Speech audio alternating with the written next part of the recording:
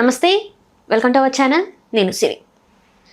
తిరుమల శ్రీవారి లడ్డు కల్తీ కూటమి ప్రభుత్వం రాగానే ఫస్ట్ తీసుకొచ్చిన చర్చ ఇదే. శ్రీవారి లడ్డు కల్తీ అయిపోయింది. ఆ జంతు కొవ్వుతో లడ్డు తయారు చేశారు. శ్రీవారి ప్రతిష్టని ఇంకా ఏదైతే ఆ దేవాలయం యొక్క విశిష్టతని భంగపరిచారు అన్నీ చాలా వరకు మాట్లాడడం జరిగింది. అండ్ దానికి తగ్గట్టు ప్రాయశ్చిత పూజలు ప్రక్షాళన అని చెప్పేసి చాలామంది అంటే మన డిప్యూటీ సీఎం గారు చేయడం జరిగింది. ఇప్పుడు చూస్తే మరి కోర్టు తీర్పు మాత్రం ఎలాంటి కల్తీ జరగలేదు అని చెప్పేసి కోర్టు నుంచి తీర్పు వచ్చింది. మరి ఇప్పుడు ఏం చేస్తారు, ఎట్లాంటి నిర్ణయాలు తీసుకుంటారు, ఏం జరుగుతుంది అనేది మనకు వివరించడానికి మనతో పాటు ఉన్నారు ప్రముఖ రాజకీయ విశ్లేషకులు చింతా రాజశేఖర్ గారు. నమస్కారం సార్.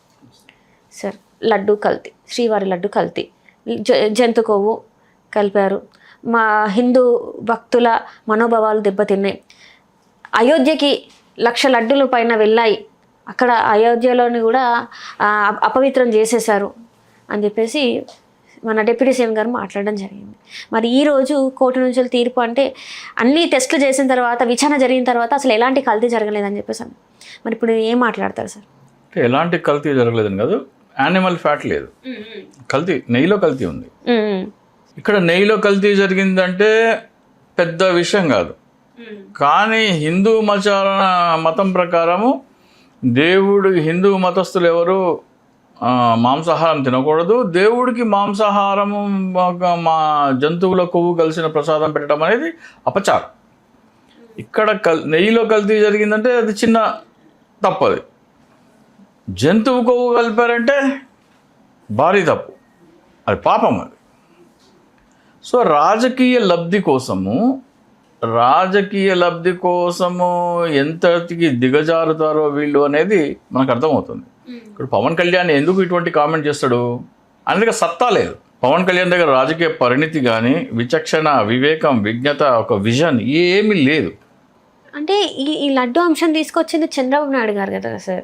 దాన్ని ఎత్తుకున్నది ఎవరు? మళ్ళీ మా కాషాయ రంగు వేసుకొని గుడిమెట్లు కట్టి ఈ షో అంతా ఎవరు చేయమన్నారు? ఈ బిల్డప్ అంతా ఎవడు ఇవ్వమన్నాడు?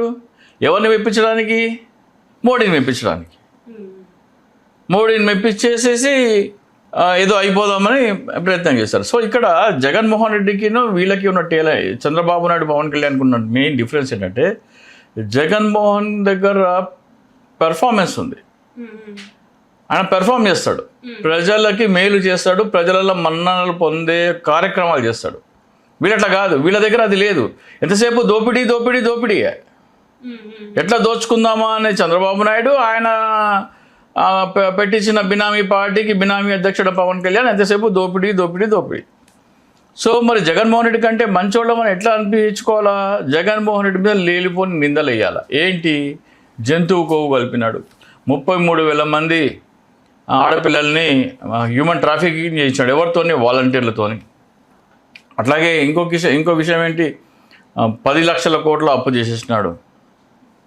కల్తీ సారా అమ్మినారు. కల్తీ సారా తాగిపోయి జంగారెడ్డిగూడెంలో చనిపోయారని కొన్ని పేర్లు వేసి వార్తా పత్రికల్లో కథనాలు వచ్చినాయి.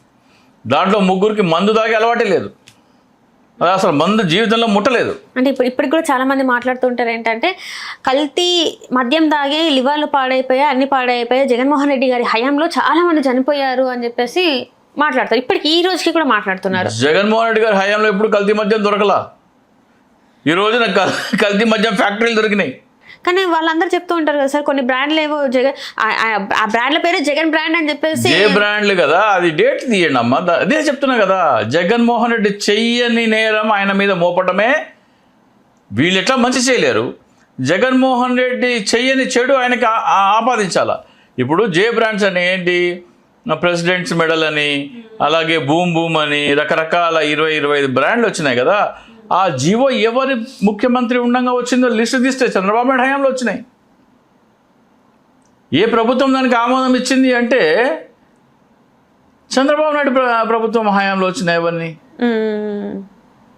చంద్రబాబు నాయుడు ప్రభుత్వంలో హయాంలో వచ్చిన బ్రాండ్లన్నీ జగన్కి ఆపాదించారంటే చంద్రబాబు నాయుడు హయాంలో జరిగిన సుగాలి ప్రీతి అంశం జగన్మోహన్ రెడ్డికి ఆపాదించారంటే జరగని 33,000 అమ్మాయిల అదృశ్యం జగన్మోహన్ రెడ్డికి ఆపాదించారంటే ల్యాండ్ టైటిలింగ్ యాక్ట్ అనేది మీ భూములన్నీ లాగేసుకునే చట్టం అని దుష్ప్రచారం చేశారంటే ప్రతిదీ దుష్ప్రచారం దుష్ప్రచారం దుష్ప్రచారం.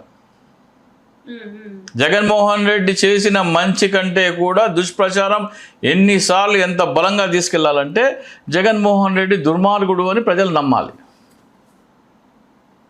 జగన్మోహన్ రెడ్డి గారి టీము చేతగాని టీము. ఆ టీం నేను sorry to say Jaganmohan Reddy దగ్గర ఉన్న టీం చేతగాని టీం. అంటే చేతగాని టీం అంటే ఏం చేయమంటారు? ఏం చేయమంటారు అంటే వీళ్ళు ఇంతటి దుష్ప్రచారం చేస్తుంటే ఇది వాస్తవం ఇది వాస్తవం అని ప్రజలకు బలంగా చెప్పలేకపోయినారు. అంటే అక్కడ ప్రజలు మరి గుడ్డి వాళ్ళ మరి గుడ్డి వాళ్ళు అంటే కదా 33,000 మంది అమ్మాయిలు అదృష్టం అని నమ్మినారు కదా. ఎక్కడరా 33,000 మంది ఏర్రా అని చొక్కా పుచ్చుకోలేదు కదా. ఏంద్రా ల్యాండ్ టైటిలింగ్ యాక్ట్ అని జగన్మోహన్ రెడ్డి అన్నావు, ఈ రోజు నువ్వెందుకు అమలు చేస్తున్నావు అనట్లేదు కదా ప్రజలు. నీతి ఆయోగ్ నుంచి వచ్చింది కదా సార్. అవును, మరి ఆ రోజున అనలేదు కదా, నమ్మినారు కదా ప్రజలు. ఆ రోజు జగన్ ల్యాండ్ టైటిలింగ్ యాక్ట్ మీ భూములు లాగేసుకుంటారని నమ్మినారు కదా. మరి ప్రజలకి అంత అవగాహన లేదు. మీరు 10 లక్షల కోట్లు అప్పు చేస్తారంటే ప్రజలు నమ్మినారు కదా.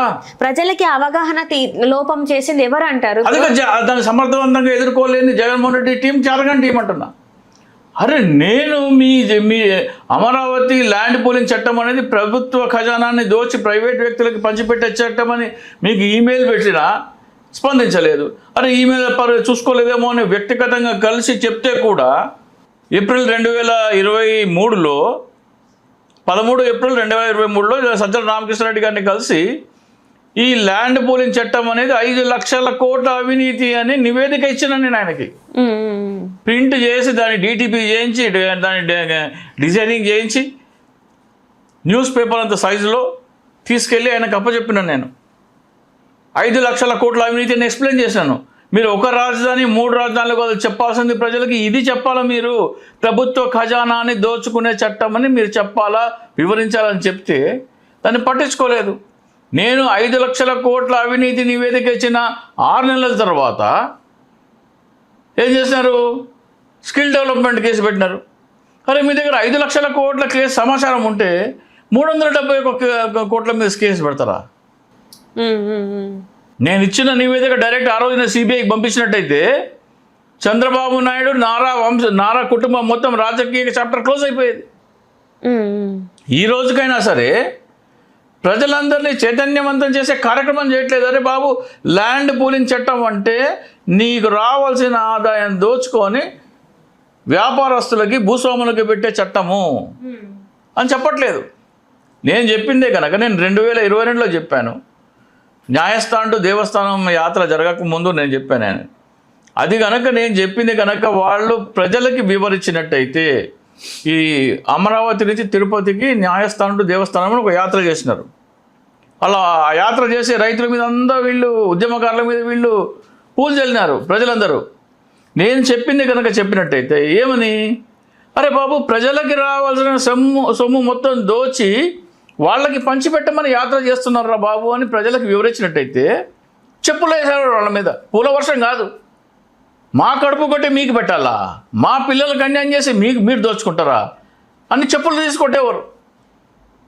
చెప్పుకోవడం చేత కానీ టీం ఉంది జగన్మోహన్ రెడ్డి గారి పక్కన. అంటే వాళ్ళు చేసిన మంచిని చూపించుకోలేకపోయారు. చేసిన మంచి చెప్పుకోవటం కూడా చాలా సరిగ్గా చేత కాలేకపోయింది కదా. జగన్మోహన్ రెడ్డి చేసిన సంక్షేమ పథకాలు కానీ, ప్రజలకు అందించిన పరిపాలన కానీ, జీడిపి గ్రోత్ కానీ, రైతు భరోసా కేంద్రాలు కానీ, విలేజ్ క్లినిక్స్ కానీ ఎవడైనా సరే కలలో అయినా ఊహించిన ఒక ప్రభుత్వ డాక్టర్ వచ్చి ఇంటింటికి వెళ్ళి మీ ఆరోగ్యం చెక్ చేసే ప్రోగ్రామ్ ఫ్యామిలీ డాక్టర్ ఎవరైనా సరే ఒక రాజకీయ, నాకు తెలిసి ప్రపంచంలో ఎవరు చేయలేదేమో. సార్ మీరు అన్నదే వాస్తవం అనుకుందాం సార్. ఇన్ని లబ్ధులు అంటే అన్ని రకాలుగా చూస్తే హామీలే కావచ్చు, డబ్బులు బటన్ నొక్కితే డబ్బులు పడినాయి అని చెప్పేసి జగన్మోహన్ రెడ్డి గారు చెప్పారు. అవినీతి జరగలేదు ఇట్లాంటి వాటిలలో అని చెప్పేసి జగన్మోహన్ రెడ్డి గారు చెప్పారు. మరి నిజంగా తీసుకున్న ప్రజలు ఎందుకు మరి మాకు అన్ని కరెక్ట్గా వస్తున్నాయి కదా, పెన్షన్లు ఇంటికి వచ్చి ఇవ్వడం, రేషన్ సరుకులు ఇంటికి వచ్చి ఇవ్వడం, ఇవన్నీ జరిగినాయి కదా, ఎందుకు మరి ఓటేయలేదు? ఎందుకు ఈవీఎం అంటారా? ఈవీఎం అని మీరు అంటున్నారు. అట్లనే చూసుకున్నట్టయితే పెద్దిరెడ్డి ధర్మవరం ఎమ్మెల్యే ఆయన అయితే ఇంటింటికి తిరిగారు కదా సార్. పొద్దున్న లేస్తే ఆయన ఓడిపోవడం అయితే నాకైతే అసలు జీర్ణించుకోలేకపోతున్నాను. ఇప్పుడు ఆయన ఎట్లా ఓడిస్తారమ్మా నాకు అర్థం కాదు. ప్రజలు అంత విశ్వాసఘాతకులు అయితే కాదమ్మా. కేతిరెడ్డి గారు మీరు చెప్పేది ఆంధ్రప్రదేశ్ ప్రజలు అంత సేవ చేసిన ఎమ్మెల్యేని, అంటే పొద్దున్నుంచి 10 గంటల వరకు ప్రతిరోజు ఒక గ్రామంలో తిరిగి పేరు పేరున పెద్దమ్మ, చిన్నాయన, అన్న, తమ్ముడు, అది చేసిన వ్యక్తిని ఓడించేంత విశ్వాసఘాతకులు, నమ్మక ద్రోహులు, నయవంచకులు అయితే ఆంధ్రప్రదేశ్ ప్రజలు కాదు. ఇది ఈవీఎం కుట్ర. ఈవీఎం అంటారు. 11 సీట్లకు మాత్రమే ఆ ఈవీఎం కుట్రకి తోడు వీళ్ళు చేసిన దుష్ప్రచారం. సో మరి ఈ రోజు మరి లడ్డు కల్తీ విషయం ఎట్లా మరి ఎలా చూడాలంటారు? ఇప్పుడు లడ్డు కల్తీ కాలేదన్నారు, మీరు అంటున్నారు నెయ్యిలో అయితే నీతి నిజాయితీ ఏ కొశాన ఉన్నా, ఏ ఒక్క పవన్ కళ్యాణ్ ఉన్నాడు కదా, పవన్ కళ్యాణ్ శరీరంలో కొన్ని కోట్ల కణాలు ఉంటాయి. కనీసం ఒక్క కణంలో అయినా సరే నీతి అనేది, నిజాయితీ అనేది ఉంటే, సిగ్గు లజ్జ అనేది ఉంటే, నేను తప్పుడు ఆరోపణ చేశాను, క్షమించండి, నాకు తెలియక ఈ తప్పుడు ఆరోపణ చేశానని చెప్తాడు. సిగ్గు లజ్జ లేకుండా, నీతి నిజాయితీ లేని వాడైతేనే దాన్ని పట్టించుకోకుండా వదిలేస్తాడు. ఇప్పుడు పట్టించుకోలేదంటారా? క్షమాపణ చెప్పకపోతే రాష్ట్ర ప్రజలకి, యావత్ ప్రపంచంలో ఉన్న తిరుమల తిరుపతి వెంకటేశ్వర స్వామి భక్తులందరికీ, నాకు సమాచారం మిస్కమ్యూనికేషన్ వలనో, నేను సమాచారం లేకనో ఇటువంటి ఆరోపణ చేశాను. ఈ రోజున సుప్రీంకోర్టు విచారణలో దాంట్లో ఎటువంటి జంతు కొవ్వు కలవలేదని తీర్పు వచ్చిన నేపథ్యంలో నేను గతంలో చేసిన స్టేట్మెంట్ని వెనక్కి తీసుకుంటున్నాను, నన్ను క్షమించండి అని కోరాలి. ఆయనకున్న కోట్ల కణాలలో ఒక్క కణంలో నీతి నిజాయితీ ఉన్నా సరే ఆ పని చేయాలి. మరి చూడాలి మరి దీని మీద సీఎం గారు కావచ్చు, లేకపోతే డిప్యూటీ సీఎం గారు కావచ్చు, ఎట్లాంటి స్పందన వాళ్ళు స్పందిస్తారు ఏంటనేది వేచి చూడాలి sir. Thank you sir. Hello, Telugu రాజ్యం ఛానల్ చూస్తున్నారా? సామాజిక, రాజకీయ, జీవన చిత్రణే తెలుగు రాజ్యం. అతిశయోక్తులు, అసత్యాలు ఉండవు. రాజకీయ కోణం కాదు, ప్రజా కోణమే కొలబద్ద. తెలుగు రాజ్యం వీక్షణ మీ ఉత్తమ అభిరుచికి నిదర్శనం.